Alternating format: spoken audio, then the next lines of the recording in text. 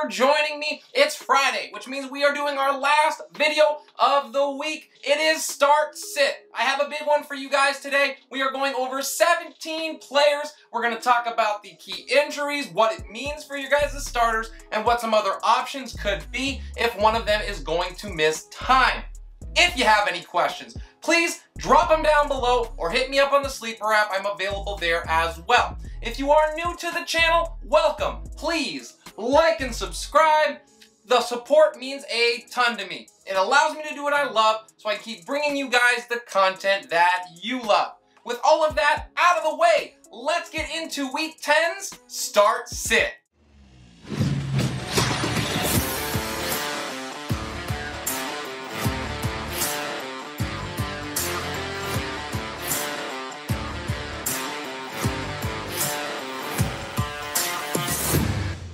As a reminder, we're going to go over quarterbacks, running backs, wide receivers, and tight ends. And after I go over all of the injury updates for them, I'm going to give you guys my updated tiers as well, so you can be fully prepared to crush your opponents this weekend. At quarterback, we start with Aaron Rodgers. Now, on Thursday morning, head coach Matt LaFleur said that Rodgers continues to take part in virtual meetings. He is on track and expected to play on Sunday. There is no change for my rankings, as I already had Rodgers as a top 5 play. The next guy we are looking at is Russell Wilson, and had he needed a designation on Wednesday, he would have been a full participant. However, he's still on IR, so he does not. It looks like it's all systems go, and the expectation is that Russell Wilson plays in a huge showdown with Green Bay. The last quarterback we're going to look at before we get into my updated tiers is Kyler Murray. He was finally able to get back to practice on Friday, albeit in a limited fashion. However, I would not expect him to play, and you guys need to have other options available to you. It's looking like they're going to rest him to ensure that he's 100% back in time for the showdown next week with Seattle. Especially because they come in the second slate of games. It is going to be critical if you do wait to have another option. Now, the other option available might be someone like PJ Walker, and that is clearly not ideal. If Jimmy Garoppolo is available on your wire and you have Murray, you could certainly pick him up because they play on Monday night. Let's now move to my updated tiers, and we're going to do it a little differently this week. Instead of me reading through them, I'm just going to highlight some of my either favorite matchups or favorite players from each tier to give you guys the best idea of where I'm at with them. Josh Allen is here at number 2, and he gets the Jets on the road. I think this matchup is going to be very telling for both Josh Allen and the Bills as a whole. After allowing Miami to stick with them until midway through the 4th quarter, Buffalo did themselves one better, or worse, and lost to the Jaguars. A win here is not enough. This needs to be a statement to the rest of the AFC that Buffalo remains a top 3 team in the conference and that they will no longer play down to their competition. I cannot wait to see how Josh Allen responds, and I am expecting a monster performance from him. As we move to our second tier, I want to highlight Justin Herbert. He gets my Vikings at home. He was a buy for me last week, and he exploded for 356 yards and 3 total touchdowns, finishing as the overall QB1. I expect more of the same against a Minnesota secondary that has been bottom 3 in the league over the past 2 weeks. The Chargers will have no issues moving the ball, and this game has the second highest over-under of the week, so points are going to be readily available. I expect a big win for LA as they continue to fend off the Chiefs in the AFC West. In tier number 3, I am all about Russell Wilson going on the road to face the Packers in Lambeau. I cannot wait for this matchup with both elite quarterbacks finally returning to action. I think Russ shows some rust early before picking up right where he left off. He will have a big game in his return, as will DK Metcalf. I have a feeling that Seattle keeps this one close into the 4th quarter, and it would not surprise me if the Hawks steal one. The next guy in tier 4 that I want to talk about is Carson Wentz. He gets Jacksonville at home.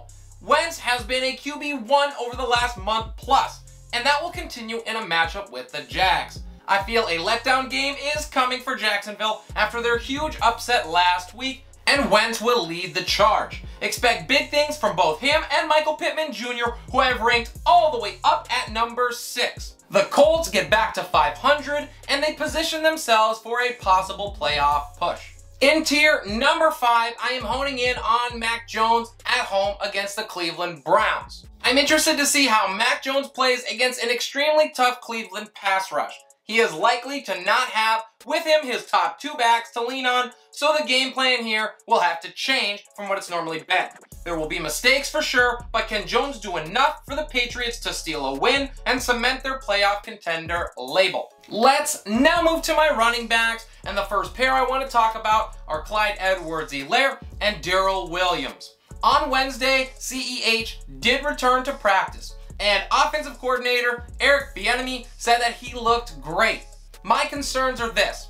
Number 1, the Chiefs play on Sunday night, so if you end up waiting for him and he doesn't end up starting, you are in quite a bind. There are very few other options out there. Number 2, even if he does play, I would assume that he's going to be on some sort of limited snap count and that he will not be able to produce as hoped. I am still firing up Darrell Williams as an RB2 in a great matchup against Vegas. Next up on my list is the combination of Nick Chubb and D'Ernest Johnson. After testing positive for COVID on Tuesday, Chubb has officially been ruled out for Cleveland's game on Sunday. That means another hefty workload for Johnson, who slides in as a mid-level RB2 for me again this week against the Patriots. Big news out of New Orleans as Alvin Kamara has officially been ruled out for this Sunday's game.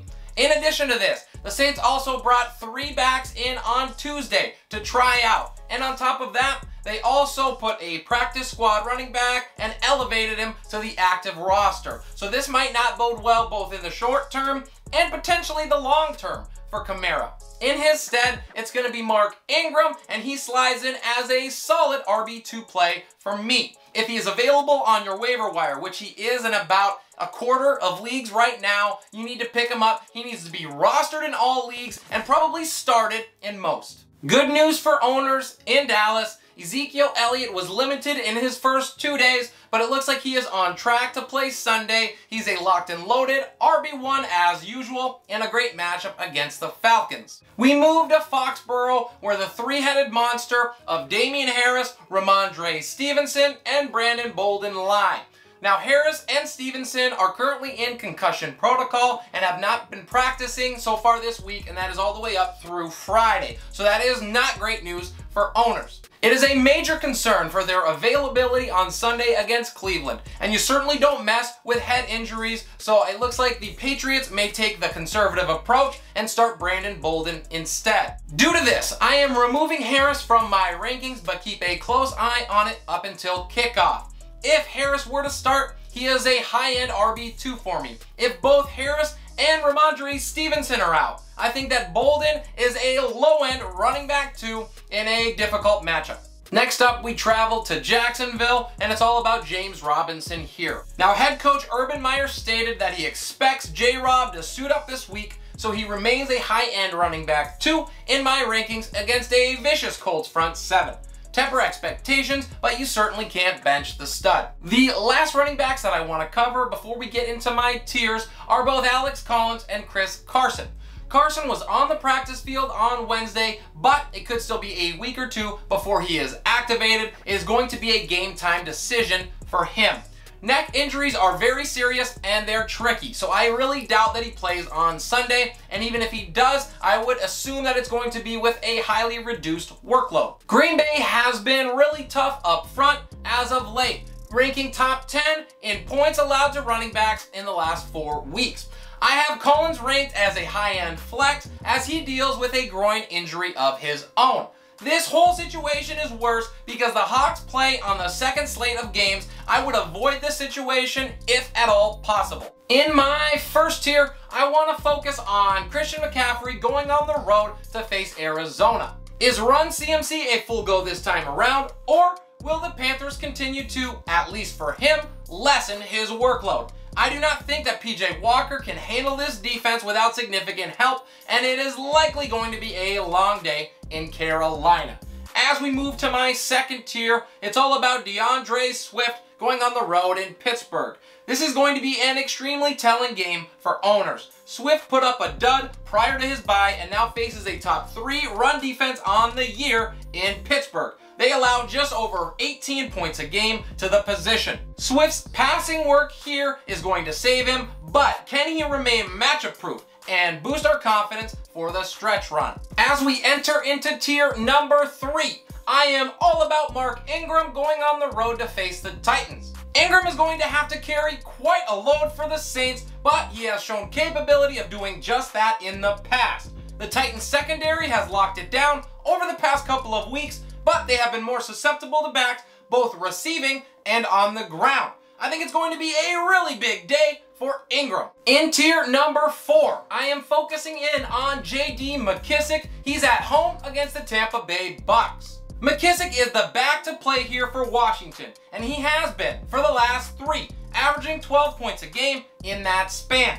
I think Tampa's front stuffs the run all game, but there is going to be dump-offs aplenty available. In a game where the football team is going to be playing from behind, there is upside, and I wouldn't be surprised if McKissic turns in a top 15 performance. In the 5th and final tier, I'm focusing in on the last player in my top 30, Jordan Howard on the road to face the Broncos. Howard is the back to start in Philly, but it's hard to feel great about it. Denver has been stellar over the last 2 weeks against backs, but this feels more of a committee than I would like, even with Howard's recent performances. Let's now move to wide receivers, and there's a big couple that I want to talk about first in Chris Godwin and Antonio Brown. Godwin suffered a foot injury prior to the bye, and he was out both Wednesday and Thursday. Now, he did return in a limited fashion on Friday, so we need to monitor reports closely because it looks like he's going to be a game time call. As for Antonio Brown, it looks like he is highly unlikely to play as he still fights through that injury on his foot. With the news of Godwin, I am moving him down my ranks to a high-end wide receiver 2.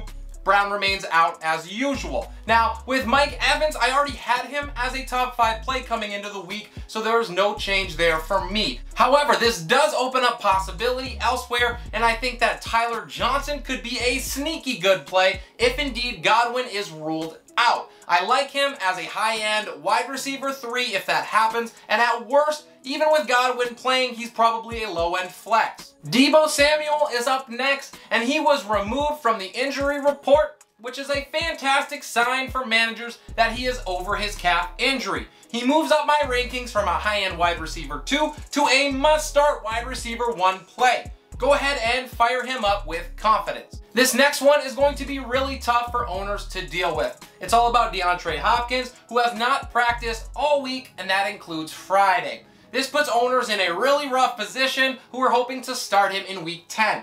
I am removing him from my rankings, but we need to stay vigilant in checking his status. There is a slight chance that he plays. You need to have a backup plan in place now, however. If he does end up being active, he is really hard to bench. However, that comes with a ton of risk. Because of this, I am moving Christian Kirk way up in my rankings. He becomes a high-end wide receiver 2. For me, he is going to see competition from targets in AJ Green, who is also likely to return on Sunday. If Green is out there and available on waivers, he is definitely worth a pickup, especially in case Nuke doesn't play. Next up on my list to cover for receivers is Chase Claypool, and it is looking less and less likely that he is going to be able to suit up this Sunday. His situation has been described as week to week, which is never encouraging. Continue to monitor reports as an owner, but I am removing Claypool from my rankings. Deontay Johnson shoots up into my top 10 because of this and is a must start. I've also added James Washington to the back end of my flex options as I think he sees plenty of more work now that Claypool is likely to miss. Next up, it is Julio Jones, who just can't seem to catch a break. After being limited on Thursday, it looks like he tweaked his hamstring towards the end of practice. He did not return. I now would be very surprised if he does end up suiting up in Sunday's game, and even if he does, it is likely that he has a limited snap count due to that hammy. Because of this, I am removing him from my rankings. As we move forward to my first tier of wide receivers, I am all about Mike Evans on the road to face Washington. Evans could easily finish the week as the wide receiver 1 overall with a mouth-watering matchup against the league's worst passing defense. Throw in the fact that his buddies are all sorts of banged up and there's a guaranteed 30% target share coming his way. 100 and a score is his floor here. As we move to my second tier, I love me some Deontay Johnson. He faces Detroit at home. With injuries piling up around Johnson, it is a near certainty that he sees double-digit targets. Even if Chase Claypool does play, he won't be the same guy, so Ben is going to look for Johnson often. Detroit could keep it fairly close into the second half with Pittsburgh's struggles on offense, so I doubt that it's just a Najee Harris game here. As we move into my third tier for wide receivers, I want to hone in on Christian Kirk at home against Carolina. Carolina has been brutal to wide receivers, but with Stephon Gilmore a little banged up and limited options elsewhere, I expect Kirk to step up once more. He had 91 yards on 6 receptions last week in a similar situation, and even added a 33-yard pass. He can hold it down while Nuke and Murray heal up. In my fourth tier, it is Hunter Renfrow at home against the Chiefs. Deshaun Jackson's signing does not hurt Hunter. In fact, it probably helps open up space for him underneath where he thrives, as defenses are going to have to protect that deep ball. This is a solid matchup, and I expect 8 or more targets to come his way. This week, he pairs a solid floor with upside. In my fifth and final tier, I want to highlight Brandon Ayuk. He's at home against the Rams. Ayuk's breakout over the past 2 weeks is definitely notable, but I do not expect that type of production consistently moving forward. His fumble last week doesn't help matters either. He is still just a decent flex option weekly unless he continues to see a solid target share. Stay tuned. Let's now move to my tight ends. I have a couple for you guys, and I want to start with Dawson Knox. Knox practiced both Wednesday and Thursday, so it is likely that he plays against the Jets. Continue to check in to be sure, but if he plays, he remains a low-end tight end 1 for me. The next tight end I want to talk about is Logan Thomas, and this is more than a question mark than we would like at this point in the week. He did practice on Wednesday, but reports came out saying that his hamstring was sore afterwards. If he does play, there is a decent chance that he's on a snap count, and if I was an owner, I would have another option ready. In my first tier for tight ends, it is all about the battle between Travis Kelce and Darren Waller in Vegas. In a matchup of the game's top 2 tight ends, with Waller on the other side, I think that Kelce wins the battle and the Chiefs win the war. I expect a shootout here, which is good for them both. As we move to the second tier, I focus in on Kyle Pitts. He goes on the road to face Dallas. Pitts needs a rebound game after recording just 75 yards over his last 2 games. Dallas is a decent matchup to do it in, and Atlanta will need him if they want to keep pace with the Cowboys. I say that he rises to the occasion. As we move to tier number 3, I am all about the rookie Pat Freiermuth. He gets Detroit at home. With pass-catching options around him dwindling, Freiermuth is poised to continue his impressive run. With 40.5 fantasy points in his last 3, he is a great option for owners. Into tier 4, and I want to look at Dan Arnold. He goes on the road to face Indianapolis. Arnold has been an excellent addition to this team and has quickly become a favorite option for Trevor Lawrence. I think that the Jags struggle mightily on the ground, so Arnold is going to have plenty of opportunities to produce. And that will wrap it up for me in week 10. A big shout out to Dark Knight on Sleeper. I really appreciate the engagement, my friend. If you guys are new or haven't done it yet, please like and subscribe. The support means so much to me in my road to my first 100 subscribers. If you have any start or sit questions, please drop them down below. I would love to help you out with them. This is Relentless Press. I am your host, Abraham Opatz. Let's go out and crush our opponents in week 10, and I will see you next time.